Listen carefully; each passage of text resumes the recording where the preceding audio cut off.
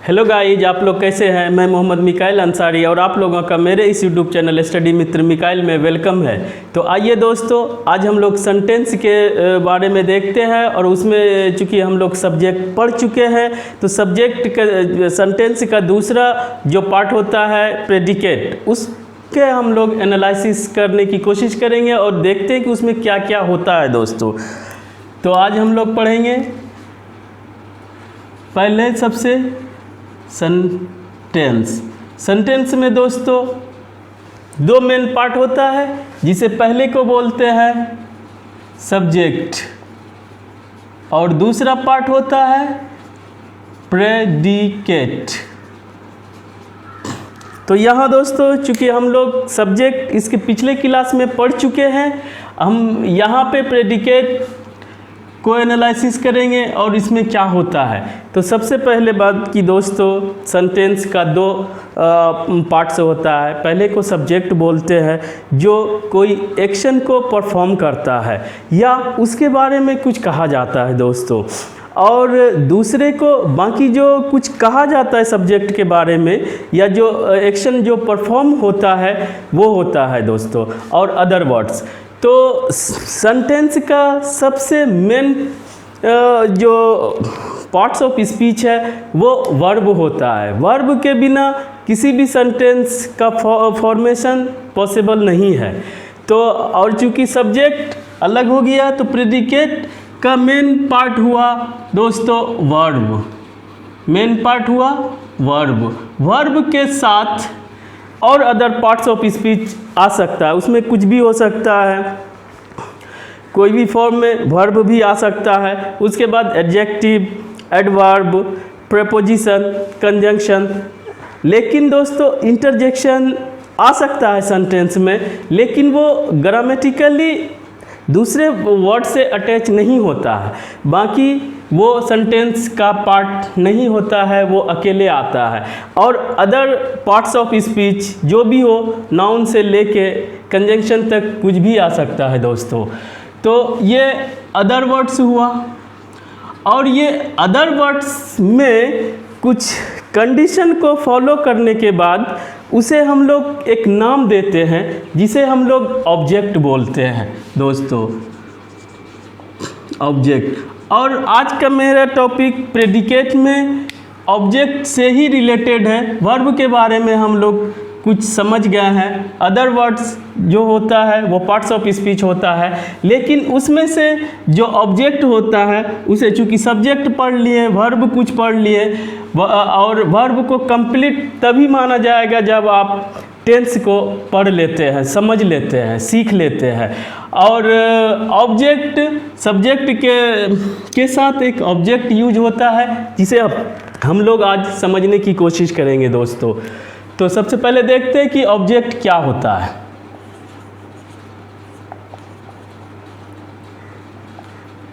Object तो दोस्तों इसके डिफिनेशन अगर हम लोग लिखना चाहें तो लिखते हैं, it receives the action of the verb. अब इधर लिखिए इन द सेंटेंस, वो भी चलेगा ये दोस्तों। तो इसका ये डिफिनेशन है। इसमें कहने का ये मतलब है कि जो भी एक्शन परफॉर्म होगा सब्जेक्ट के द्वारा, उसका जो रिसीव करेगा या जो डायरेक्टली अफेक्टेड होगा उसे हम लोग ऑब्जेक्ट बोलेंगे। अदरवाइज वो अदर वर्ड्स में आ जाएगा। अदर वर्ड्स मीन्स कोई भी दूसरा पार्ट्स ऑफ स्पीच। तो दोस्तों यहाँ पर ये वर्ब के एक्शन को जो रिसीव करता है उसे ऑब्जेक्ट बोलते हैं किसी सेंटेंस में। तो और यहाँ पर देखते हैं सबसे पहले एक basic structure, basic structure of a sentence. दोस्तों सेंटेंस का एक स्ट्रक्चर या कहिए एक फॉर्मेट होता है बेसिक फॉर्मेट, जिसे हम लोग हमेशा देखे भी हैं, सुने भी होंगे ज़रूर, और यहाँ पे आज हम लोग उसे समझने की कोशिश करते हैं। तो सबसे पहला होता है दोस्तों सब्जेक्ट, फिर वर्ब, फिर ऑब्जेक्ट। ये एक बेसिक स्ट्रक्चर है दोस्तों किसी भी सेंटेंस का, और अगर इसको हम लोग एनालिसिस करते हैं तो देखते हैं ये क्या होता है। पहला दोस्तों सब्जेक्ट। सब्जेक्ट कौन होता है? जो कुछ परफॉर्म करता है, कोई एक्शन करता है, या उसके बारे में बात की जाती है पूरे सेंटेंस में। तो अगर ये एक्शन करता है तो इसका एक और नाम है doer of the doer of the action, यानी एक्शन जो परफॉर्म करता है वो उसको डूअर कहा जाता है। दूसरा दोस्तों वर्ब, आप लोग जानते हैं, यहाँ पर एक्शन वर्ब से हम लोग समझने की कोशिश करते हैं। दूसरा ऑब्जेक्ट, और इस एक्शन का जो रिसीव करता है वो उसका ऑब्जेक्ट होता है। दोस्तों यहाँ पर ये रिसीवर का काम करता है, receiver of the action. Action, जो एक्शन को रिसीव करता है वो ऑब्जेक्ट होता है। और हम लोग ये सब्जेक्ट में देखें दोस्तों, या अगर सब्जेक्ट आप पढ़े होंगे, जानते होंगे, तो उसमें हम लोगों ने देखा कि सब्जेक्ट नाउन बन सकता है या प्रोनाउन, या दोस्तों नाउन प्रोनाउन के अलावा जिसे हम लोग बोलते हैं जेरंड या इन्फिनिटिव, वो सब्जेक्ट का काम कर सकता है। नाउन में पर्सन भी आ सकता है, थिंग भी आ सकता है, प्लेस भी आ सकता है। उसके बाद प्रोनाउन इसी को जो रिप्रेजेंट करता है वो प्रोनाउन होता है। और तीसरा जो नाउन इक्विवेलेंट, इक्विवेलेंट ये नाउन के जैसा होता है दोस्तों, जो कि नाउन का ही काम करता है, जो कि एक वर्ड का भी हो सकता है या और वर्ड्स, ग्रुप ऑफ वर्ड्स भी हो सकता है।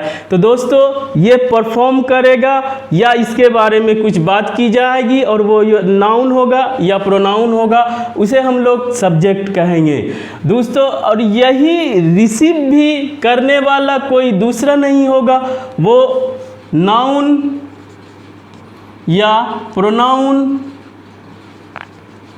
या दोस्तों नाउन इक्विवेलेंट ही होगा। यही उसके एक्शन को रिसीव कर सकता है दोस्तों। यहाँ पर सब्जेक्ट, वर्ब और ऑब्जेक्ट जो कि बेसिक स्ट्रक्चर है, उसमें सब्जेक्ट अगर डूअर का काम करता है, एक्शन को परफॉर्म करता है, तो यहाँ पे एक्शन वर्ब होगा। और उस एक्शन को कोई अगर रिसीव करता है, वो नाउन या प्रोनाउन या नाउन इक्विवेलेंट, तो वो यहाँ पे दोस्तों वो ऑब्जेक्ट होगा, अदरवाइज वो अदर वर्ड्स कहलाएगा।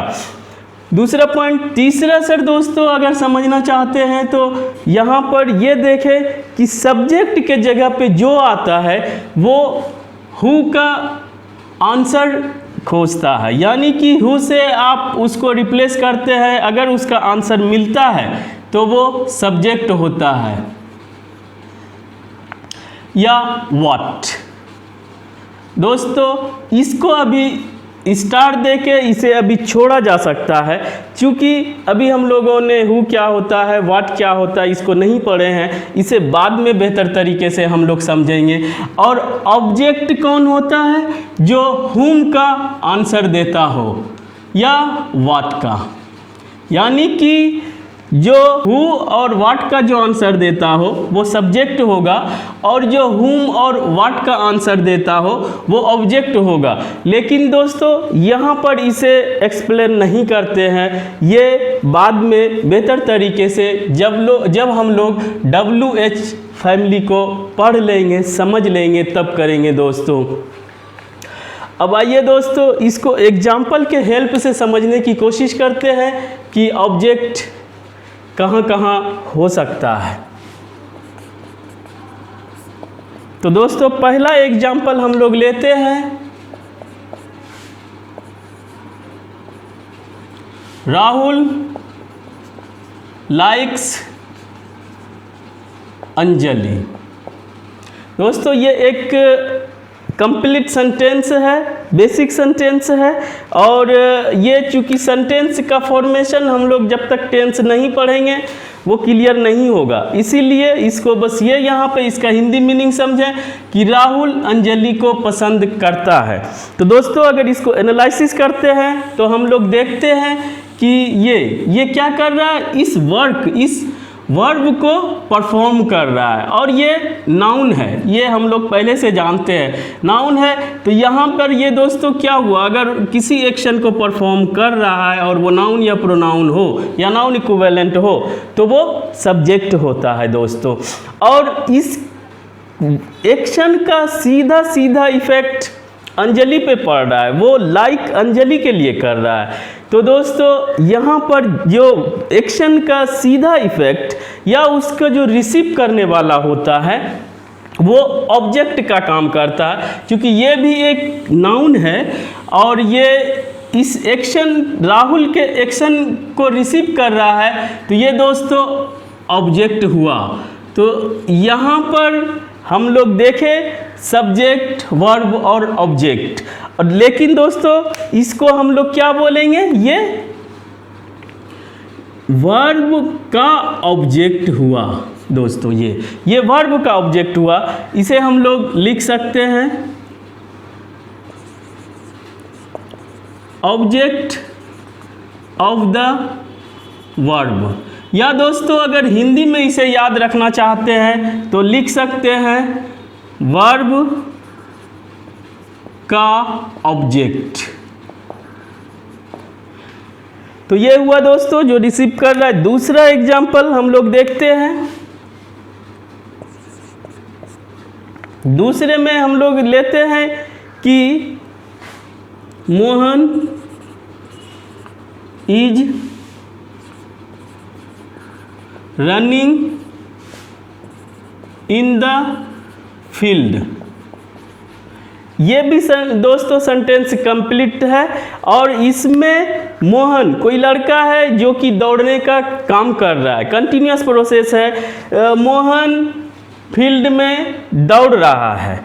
तो दोस्तों अगर इसको एनालिसिस करते हैं तो हम लोग देखते हैं कि ये एक्शन का काम हो रहा है, ये वर्ब हुआ और इसके साथ ये हेल्पिंग वर्ब होता है, और चूंकि ये मोहन इस एक्शन को परफॉर्म कर रहा है, ये नाउन है यहाँ, और यहाँ पर ये सब्जेक्ट हुआ। चूँकि जो किसी एक्शन को परफॉर्म करता है उसे हम लोग सब्जेक्ट बोलते हैं।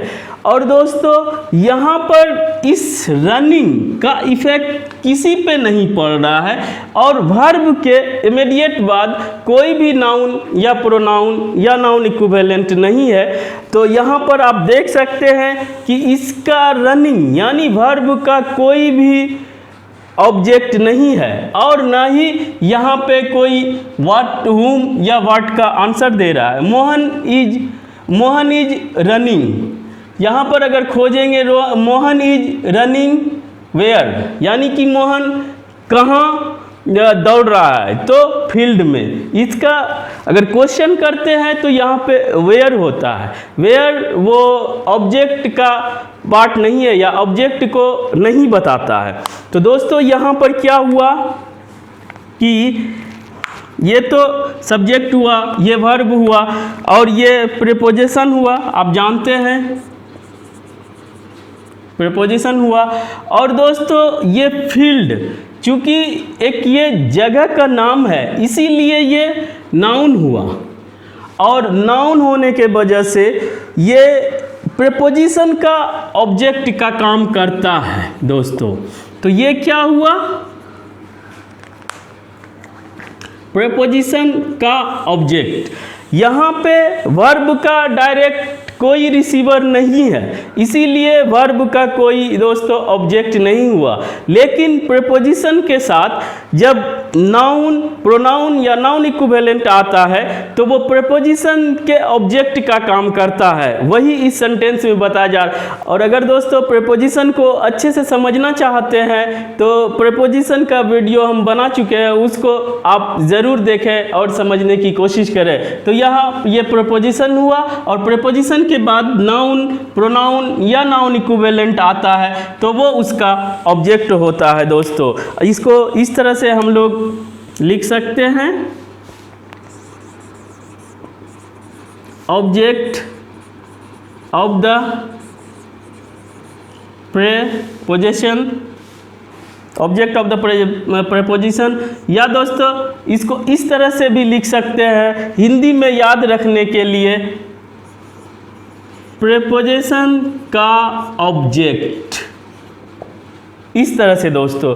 और हम लोग ये इस दो सेंटेंस में ये देखें कि वर्ब के इमीडिएट बाद अगर कोई नाउन, प्रोनाउन या नाउन इक्विवेलेंट आता है और उस एक्शन को रिसीव करता है तो वो ऑब्जेक्ट होता है वर्ब का।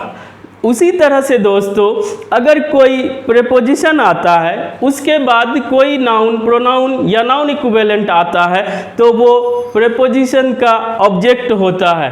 और यहाँ पर ये क्लियरली समझ लें कि दोस्तों ऑब्जेक्ट दो ही पार्ट्स ऑफ स्पीच का होता है, या तो वो वर्ब होगा, एक्शन वर्ब, या वो प्रेपोजिशन होगा दोस्तों। यहाँ से एक पॉइंट आप समझ लें कि दो ही का ऑब्जेक्ट होता है, या तो वर्ब का ऑब्जेक्ट होगा या प्रेपोजिशन का ऑब्जेक्ट होगा, और तीसरा पार्ट्स ऑफ स्पीच के बाद आने वाला ऑब्जेक्ट नहीं होता है। और इससे दोस्तों एक चीज़ और समझ लें कि कुछ ऐसे वर्ब हैं, एक्शन वर्ब, जो कि ऑब्जेक्ट के बिना अपना कंप्लीट मीनिंग नहीं दे सकता है, और कुछ ऐसे वर्ब हैं जो कि ऑब्जेक्ट के बिना भी कंप्लीट मीनिंग दे सकता है। और कभी कभी एक ही वर्ब अलग अलग सेंटेंस में वो ऑब्जेक्ट के साथ भी अपना मीनिंग देता है, ऑब्जेक्ट के अलावा भी अपना मीनिंग, कंप्लीट मीनिंग दे सकता है। तो हम लोग वो देखेंगे दोस्तों। और इसमें एक चीज़ और है कि यहाँ पर कोई ऑब्जेक्ट नहीं है लेकिन ये कंप्लीट मीनिंग दे रहा, लेकिन यहाँ पर लाइक्स में एक कंप्लीट मीनिंग नहीं दे सकता है अगर यहाँ पे ऑब्जेक्ट आप नहीं देते हैं, लेकिन इनफॉर्मल में वो उसे सही मान लिया जाता है। अदरवाइज फॉर्मल में अगर कोई ऑब्जेक्ट नहीं है तो वो कंप्लीट मीनिंग नहीं दे सकता और वो सेंटेंस नहीं हो सकता है दोस्तों। और एक यहाँ पे जो ऑब्जेक्ट है, ऑब्जेक्ट के बारे में अगले क्लास में टाइप्स ऑफ ऑब्जेक्ट भी पढ़ेंगे, और उसी में से दोस्तों वर्ब के भी दो टाइप, ट्रांजिटिव वर्ब और इंट्रांजिटिव वर्ब को अगले क्लास में देखेंगे दोस्तों।